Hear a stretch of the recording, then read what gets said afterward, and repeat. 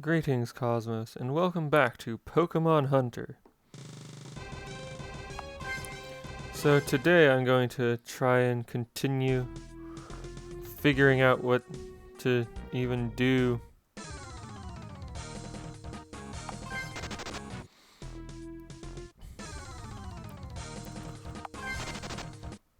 in this here dungeon. So I need to acquire the RS key, the risky. So I'll start with the rooms on the top and then work my way down, I guess.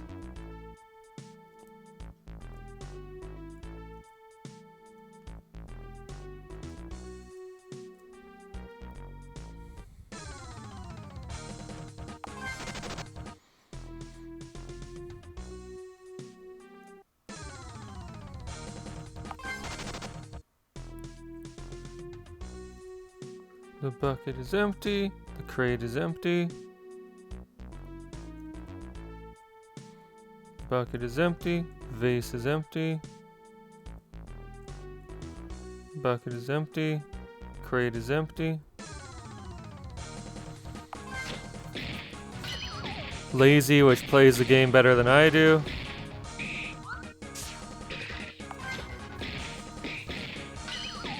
Or at least faster, and sometimes that's all you really need. When I first played a Dragon Quest game that had a way to have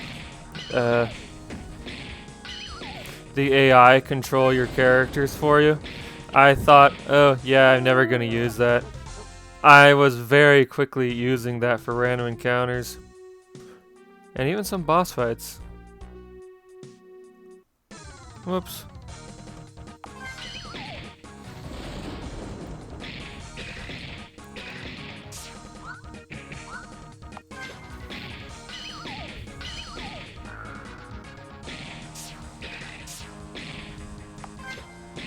I'm glad that Super Fang doesn't bottom out at 0 power like it did in the trading card game. The reason that it tops out at 60 power is, I would guess, because the highest HP in the game at the time this was made was 120, and it did half the target's HP as damage. Remaining HP as damage. Rounded down. And that rounded down is why it bottoms out at 0.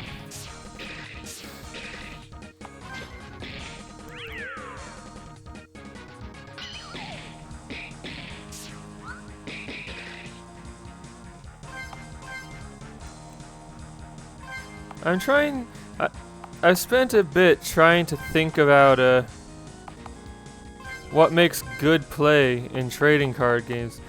Like, not in terms of game design, but in terms of how you play. Because it turns out that a lot of trading card games have similar principles for good play.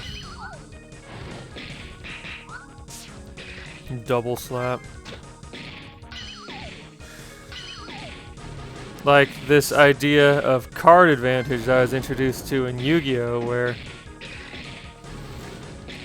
you don't want to play cards where the net result is going to be you losing more cards than you gain. You want to at least break even, right? So, to continue with Yu-Gi-Oh! For an example.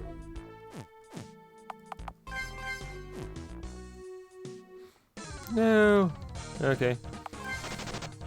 There was a card released in the first set where you use the card, so you lose that card.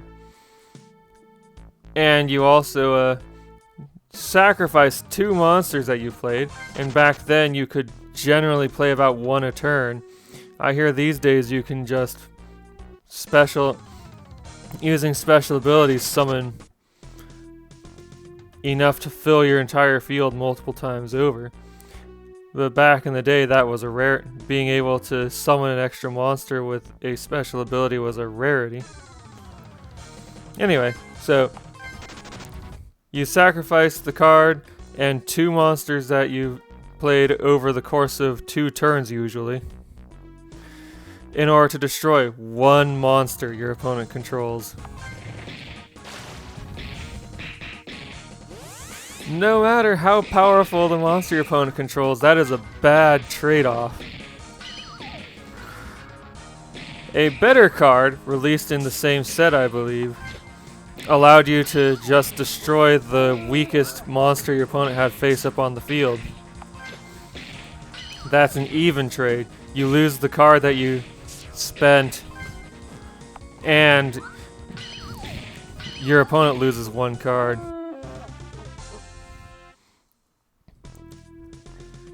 Oh! The RS key. The risky. Nice. Anyway, what was I saying? And then the next step up from that.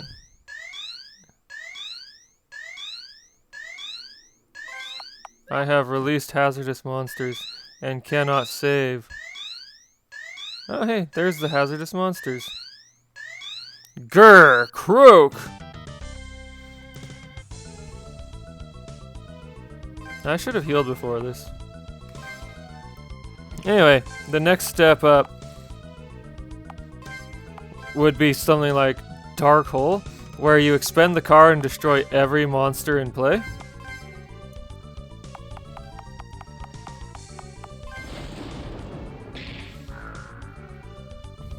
And so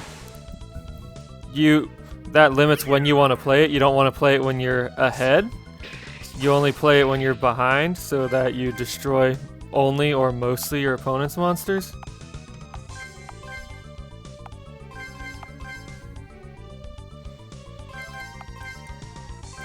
And then the next step up from that is something like Raigeki, where you just destroy all your opponent's monsters.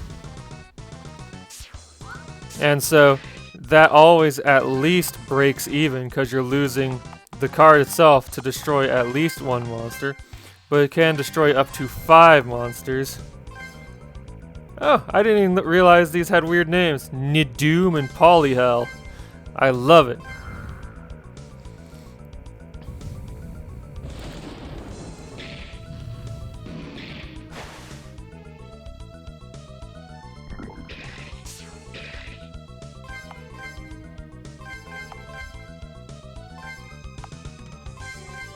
Yeah, I think I already did conversion 1. So now I guess metronome.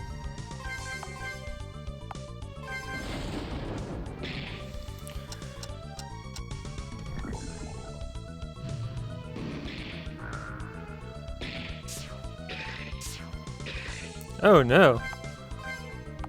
Need to heal.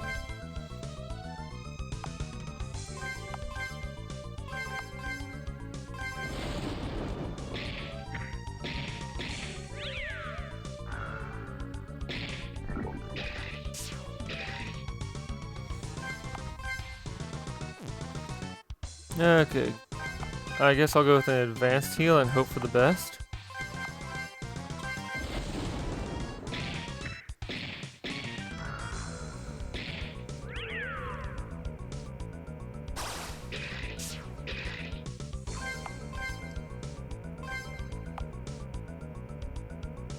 Actually, I think Fat T is the only one in real need of healing right now.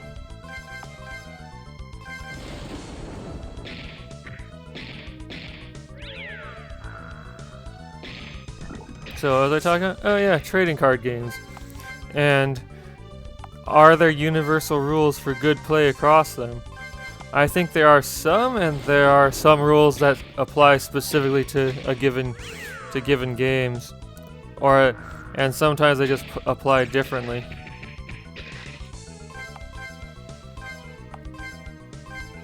Like, let's see here.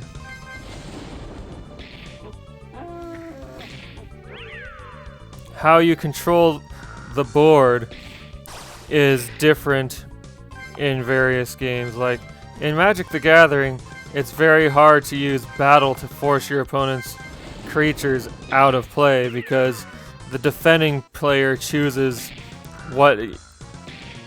what actually gets involved in battle and can just choose to take attacks directly rather than blocking them. In most other trading card games I've played, you get to pick the targets of your attacks.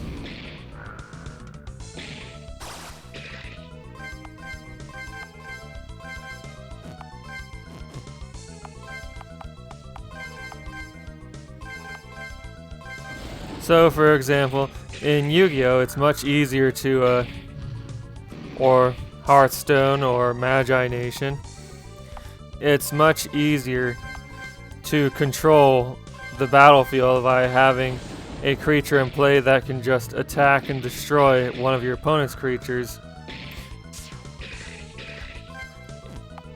Whoops. In Yu-Gi-Oh, once upon a time, well, no, there was never a time, but where this applied. I was going to say once upon a time, having a high enough powered monster could make you basically invincible, but no, Dark Hole, Fissure, and Raigeki existed since the first set. Yay! I got a barrel! Hazardous creatures defeated, exiting lockdown mode.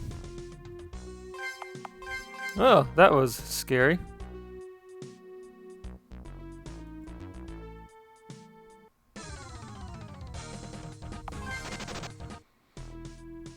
So now I can... Oh, right. Is the barrel a rare item? No? What's the barrel do?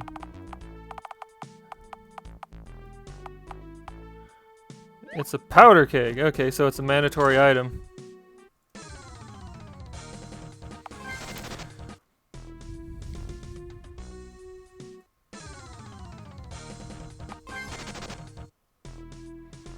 Anyway, something. So yeah, there are... I've been thinking about trying to understand the general theory behind trading card games, because I'm sure there is one.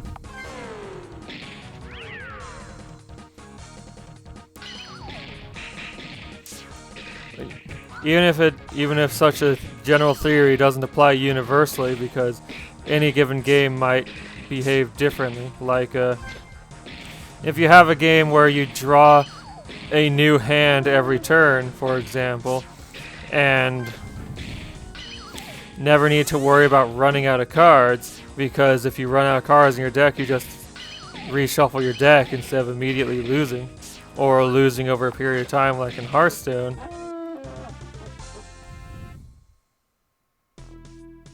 No, why?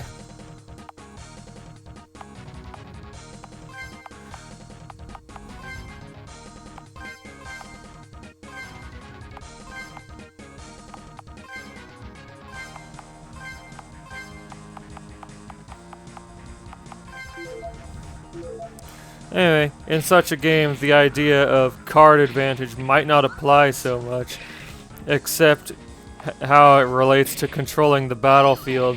You know, making sure that you have cards in play that allow you to advance your objective of winning the game, while your opponent does not have cards in play to advance their objective toward winning the game.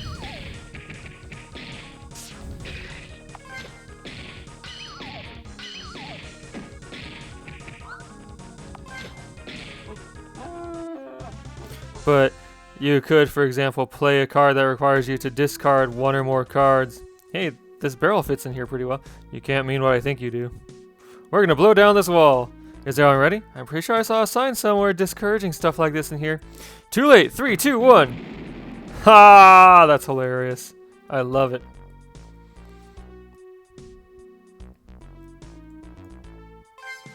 Ah.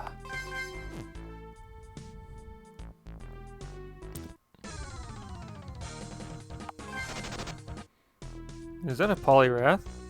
Oh nice, and I can just take it from across the counter. The Book of Pol. Water Gun.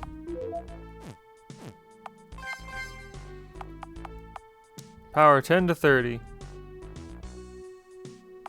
Oh, here we go. Power 30 to 50. The Poliwrath version of water gun. A shield. A shield. A shield. A shield. Oh, join me next time when I continue searching the castle. I'll see you there.